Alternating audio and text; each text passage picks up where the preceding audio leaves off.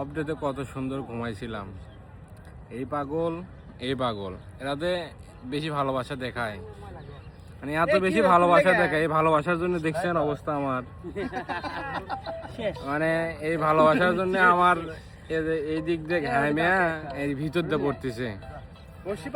ভাবছিলাম আজকে একটু ঘুমাবো, মানে আমাকে ফোন দিচ্ছে। ওই আমি বলছি যে আমি করব, নামাজ পর একটু ঘুমাবো, সন্ধ্যায় বেরোবো। ওই যখন ঘুমানোর টাইমের কথা বলছি তখন থেকে আমাকে ফোন দিছে এই যে বান্দা।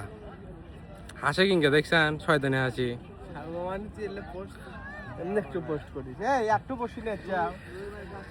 এই অবস্থা নিয়েছে গোসাই বাড়ি, ঘামে একাকার, মাছ ধরতেছি।